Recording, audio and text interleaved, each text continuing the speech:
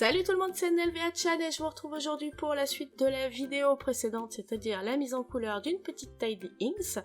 Et on attaque tout de suite par une découpe de dies. Alors ce dies est extrêmement fin, il est très beau, mais pas forcément très évident à utiliser. Donc pour me faciliter la vie, je viens positionner une feuille de stick it à l'arrière du papier que je vais découper avec le dies. Donc j'enlève une des pellicules de protection, je conserve l'autre, je viens positionner mon die et je découpe tout ça dans la Big Shot. Donc l'avantage du stick it, c'est que du coup mon dies va directement être encollé. Alors il n'était pas tout à fait à la bonne dimension, mais c'est pas grave, au moins ça me permettait de ne pas gaspiller. Ensuite je vais faire ma base de carte. Donc pour la base de carte, eh bien j'utilise un papier Nena que je viens découper dans le sens de la hauteur. Et je prends un des deux morceaux que je viens rabattre bord à bord pour créer ma base de carte avec une ouverture en format portrait.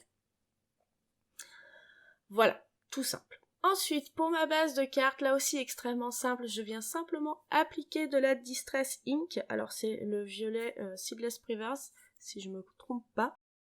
Je l'applique avec une brosse pour avoir un rendu extrêmement fondu et très vaporeux, très doux, plus doux que l'encre en elle-même, parce qu'avec les Distress Ink, j'ai remarqué que les brosses, c'était très joli, mais vaut mieux utiliser des couleurs foncées, parce que sinon on les voit pas, ça adoucit énormément la couleur. Donc pendant ce temps-là que je vous racontais tout ça, eh bien j'ai enlevé tous les morceaux de ce dies, tous les morceaux qu'il fallait enlever pour avoir la forme de découpe en elle-même.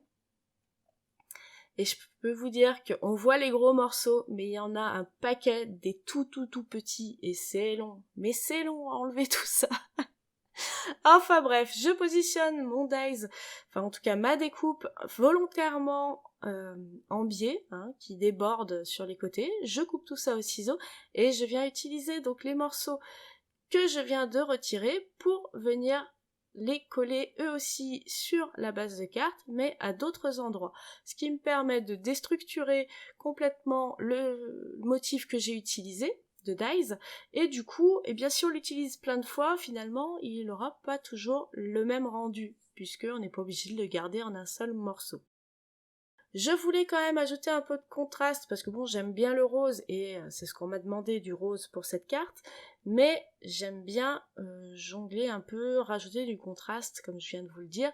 Donc là, j'ai fait très simple, j'ai pris des petits tampons étoiles, donc un petit grand évidé et un tout petit plein.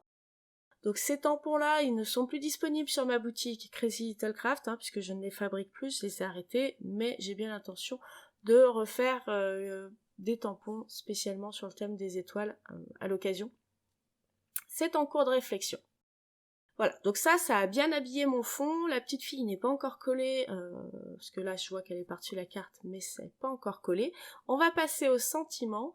Donc pour le sentiment, j'ai pris une chute de papier noir, je suis venue tamponner le texte « Joyeux anniversaire », là aussi tiré d'une planche de tampon de chez Crazy Little Craft.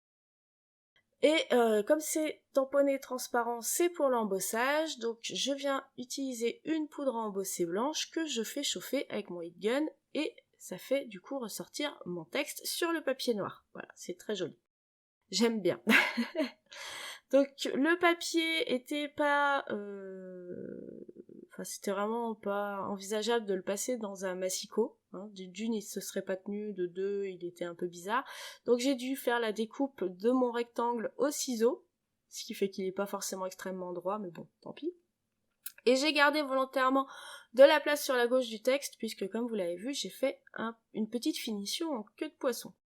Ensuite, je vais venir le coller sur ma base de carte. Pour ça, je vais utiliser des petits carrés de mousse adhésive noire. Donc comme ça, on verra pas la différence. Si jamais on regarde sur le côté, ça se fondra mieux dans la carte, puisque c'est sur du papier noir. Donc du coup, on le verra un peu moins bien que si j'avais utilisé du blanc. J'en profite, j'en ai rentré en stock sur la boutique, donc autant les utiliser. Pour la petite Tidy Inks, là aussi j'utilise de la mousse adhésive, donc là j'utilise à la fois mon rouleau et à la fois des mousses de carrés, des carrés de mousse, dans ce sens-là c'est mieux, adhésifs, prédécoupés. Donc je jongle entre les deux, parce que du coup ça m'évite de découper des tout petits morceaux dans mon rouleau de ruban adhésif, et comme ça au moins c'est déjà tout prêt, les petits carrés, voilà. et je viens la positionner par-dessus mon étiquette joyeux anniversaire.